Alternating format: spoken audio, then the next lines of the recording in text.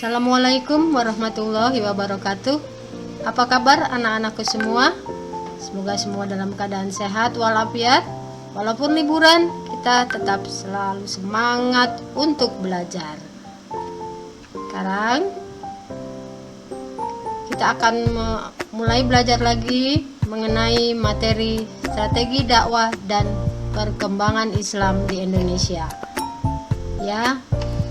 Kemudian pagi ini kita akan belajar mengenai strategi dakwah dan perkembangan agama Islam.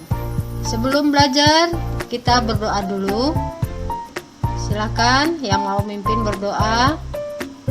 Baik, terima kasih yang sudah memimpin berdoa. Kemudian setelah berdoa, tentu kita tahu manfaatnya berdoa supaya ilmu yang kita dapat hari ini mudah-mudahan mendapatkan berkah dari Allah Subhanahu wa taala dan kita selalu lancar dalam mencapai cita-cita. Sebelum melanjutkan materi ini, kita akan menyanyikan dulu lagu Satu Nusa Satu Bangsa.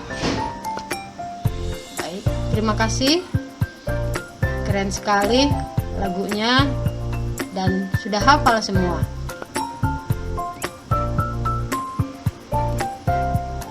Baik anak-anakku semua, masih ingat materi pembelajaran yang kemarin? Kita belajar mengenai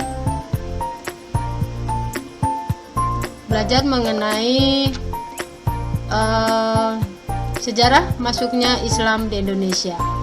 Kemudian ada berapa teori yang sudah kita pelajari mengenai masuknya agama Islam? Pintar. Ada 4 teori yang kita pelajari mengenai masuknya agama Islam. Kemudian kita berikutnya akan masuk ke materi strategi dakwah dan perkembangan agama Islam.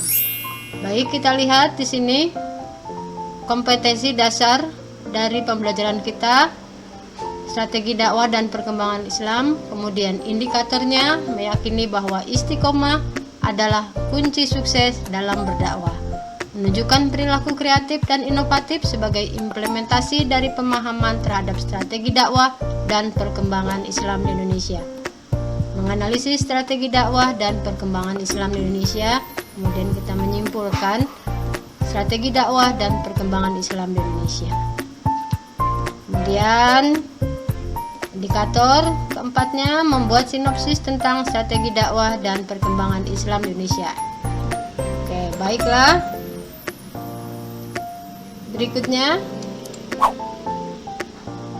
tujuan pembelajaran melalui kegiatan membaca dan kegiatan pengamatan, siswa dapat memahami strategi dakwah dan perkembangan Islam di Indonesia. Kemudian, melalui kegiatan diskusi, siswa dapat menceritakan strategi dakwah dan perkembangan Islam di Indonesia. Baik, berikutnya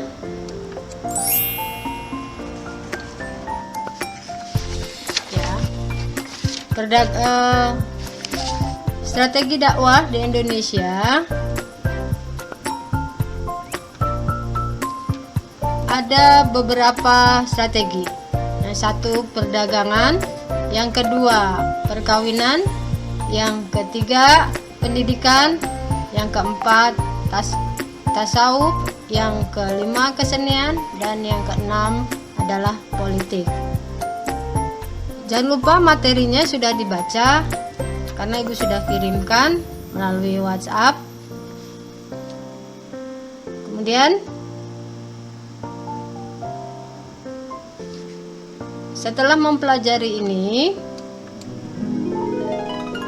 mengapa Islam berkembang pesat dan mudah dipahami?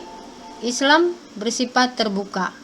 Kemudian penyebaran Islam dengan cara damai. Tidak ada kasta atau diskriminasi. Kemudian ritual ibadah dari agama Islam itu sangat mudah. Kemudian semangat dakwah dari para ulama untuk menyebarkan agama Islam ke seluruh dunia, yang memberi semangat orang-orang untuk masuk agama Islam. Kemudian adanya zakat untuk kesejahteraan umat.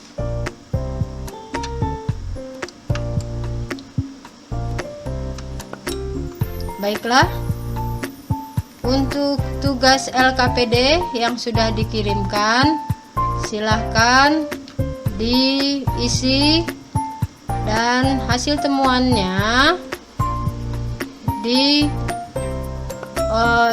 di LKPD yang sudah Ibu kirimkan. Nah, untuk selanjutnya kita akan belajar fase-fase perkembangan Islam di Indonesia. Jangan lupa LKPD-nya untuk diisi. Sekarang dari hasil-hasil yang tadi kita akan menyimpulkan pembelajaran hari ini. Tentang apa pembelajarannya?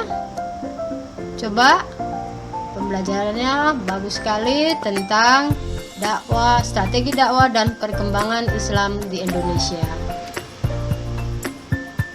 Coba Alifah, menurut kamu apa? Iya, bagus sekali. Kemudian setelah kita belajar ini, Ibu juga sudah kirimkan evaluasinya di dalam Google Drive. Silahkan diisi dengan jujur sesuai dengan kemampuan masing-masing. Bagaimana pembelajaran hari ini? Apakah sudah paham? Baik, kalau ada yang masih bingung atau ada yang belum paham, silahkan ditanyakan. Kalau semua sudah paham, kita akan belajar untuk materi berikutnya adalah fase-fase perkembangan Islam di Indonesia. Untuk menyiapkan materi selanjutnya, kita baca-baca bahan untuk materi fase-fase perkembangan Islam di Indonesia. Kemudian jangan lupa kamu untuk menulis poin-poin yang penting. Baik, untuk hari ini pembelajarannya cukup sekian. Dan kita tutup dengan doa. Silahkan ketua kelas untuk memimpin doa. Terima kasih. Assalamualaikum warahmatullahi wabarakatuh.